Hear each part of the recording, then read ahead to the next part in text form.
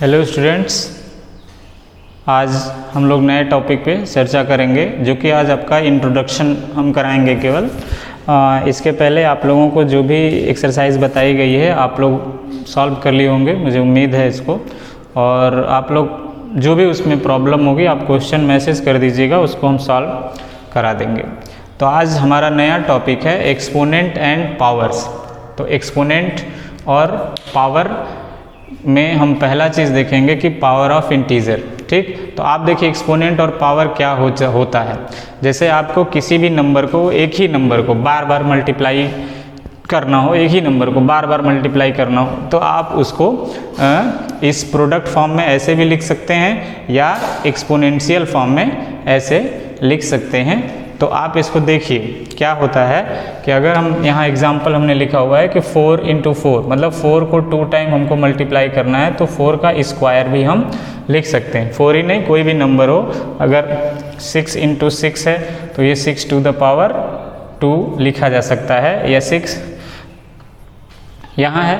Read, इसको पढ़ा कैसे जाएगा, अगर पावर 2 है तो उसको आप 4 स्क्वायर भी पढ़ सकते हैं, या 4 raised to the power 2, या सिंपली आप कह सकते हैं कि 4 to the power 2। यहाँ अगर किसी को 3 टाइम मल्टीप्लाई है तो 4 क्यूब बोलते हैं उसको, 3 टाइम मल्टीप्लाई, या 4 raised to the power 3।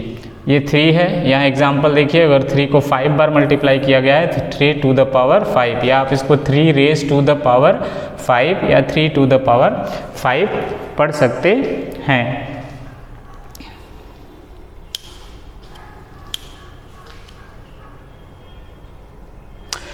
अब जो नंबर, अब यहाँ देखिए दो चीज़ें आपको देखनी पड़ेगी। बेस, यहाँ देखते हैं बेस और आपका पावर। ठीक, तो बेस क्या होता है और पावर क्या होता है। जैसे जो नंबर आपको यहाँ लिखा हुआ है 4 लिखा हुआ है, तो 4 आपका बेस है, 4 आपका बेस है, और 4 to the power अगर 2 है तो इसका पावर है 2। ठीक, आपको यही इसमें ध्यान रखना हो कि बेस क्या है और पावर क्या है। तो बेस इसमें 4, इसमें बेस है आपका 4 और पावर है 3, इसमें बेस है 3 और पावर है 5। तो अब एक चीज़ आपको ध्यान देनी होती है कि आप इसको बदल नहीं सकते। ये मत समझ लीजिएगा कि अगर हम 2 to the power 4 कर दें तो ये दोनों सेम चीज़ें हैं, नहीं, ये अलग हो जाएगा। जैसे क्यों अलग हो जाएगा, देखिए अगर 4 to the power 2 है या 4 raised to the power 2 है तो इसका मतलब है 4 × 4, ये आएगा 16।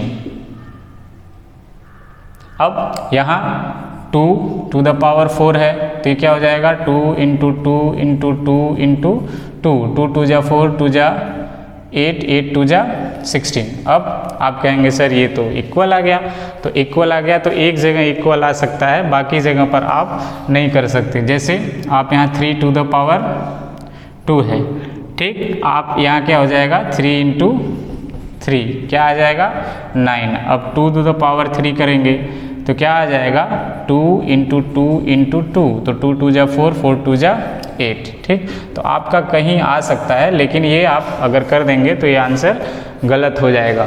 तो इसलिए हमने ये एग्जांपल दिया कि आप इसको देखिए कि अगर यहाँ आ गया तो ऐसा नहीं है कि सारे में ऐसा, अगर आप बेस और पावर चेंज कर देंगे तो आपके वही आंसर आ जाएगा। आप इसको समझ लीजिए कि प्रोडक्ट फॉर्म, अगर किसी भी इंटीजर को प्रोडक्ट फॉर्म में लिखना हो तो आप ऐसे लिखेंगे, एक्सपोनेंशियल फॉर्म में लिखना हो तो ऐसे लिखेंगे, उसको पढ़ेंगे कैसे ये लिखना है। अब अगर आप ये देखते हैं कि किसी भी इंटीजर हम पढ़ रहे हैं, तो किसी भी इंटीजर का प्रोडक्ट या जो भी आपका प्रोडक्ट फॉर्म या प्रोडक्ट लिखेंगे तो वो पॉजिटिव में आएगा या निगेटिव में आएगा। जैसे अगर निगेटिव इंटीजर है, मान लीजिए -6 है, अब इसका अगर जो पावर है, इसका आंसर किस में आएगा, निगेटिव में या पॉजिटिव में, ये आपको बताना होगा कि अगर इसके हम पावर 2 लिख दें तो ये आंसर इसका निगेटिव में आएगा, ये पॉजिटिव में आएगा। तो निगेटिव इंटीजर का अगर हम इसका आंसर निकालेंगे तो क्या आएगा, तो इस पे हमको ध्यान देना होता है कि अगर इसका ये पावर, ये इस पर डिपेंड करता है कि पावर इवन नंबर है या ऑड नंबर है। ठीक, अगर ये पावर इवन नंबर है, पावर आपका अगर इवन है तो आंसर आपका पॉजिटिव में आएगा, और अगर पावर ऑड नंबर है तो आंसर आपका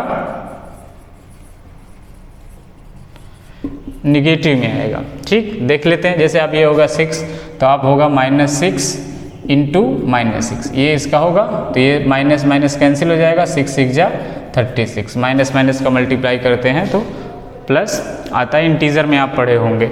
फिर अगर यही चीज़ 3 हो जाता, यहाँ पावर 3 हो जाता जो कि एक ऑड नंबर है, तो ऑड नंबर होगा तब यहाँ क्या आंसर आएगा, तब आंसर आपका निगेटिव में आएगा। देखते हैं, ये एक और बढ़ जाएगा -6, तो ये हो जाएगा, ये -6 ये मल्टीप्लाई होगा तो ये पॉजिटिव में आ जाएगा।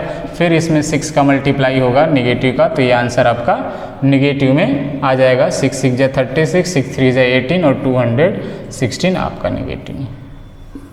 मतलब आपको ये देखना होता है कि अगर हम आप उसका आंसर लिखते हैं प्रोडक्ट फॉर्म में, तो जो इसका बेस है अगर ये निगेटिव है, पॉजिटिव है तो उसमें इवन ऑड का कोई मतलब नहीं है। अगर ये निगेटिव है बेस तो और पावर आपका इवन नंबर है, तो इवन नंबर है तो आंसर आपका पॉजिटिव में आएगा, और अगर पावर आपका ऑड नंबर है तो आंसर निगेटिव में आएगा। इसको आप ध्यान से समझ सकते हैं, क्या बेस फॉर्म होता है, क्या बेस होता है, क्या पावर होता है, क्या प्रोडक्ट फॉर्म होता है, ये आपको बता दिया गया। अब इसके आगे हम चर्चा करेंगे इसके एक्सरसाइज पे, जो कि हम नेक्स्ट डे आपको बताएंगे। Thank you, have a nice day.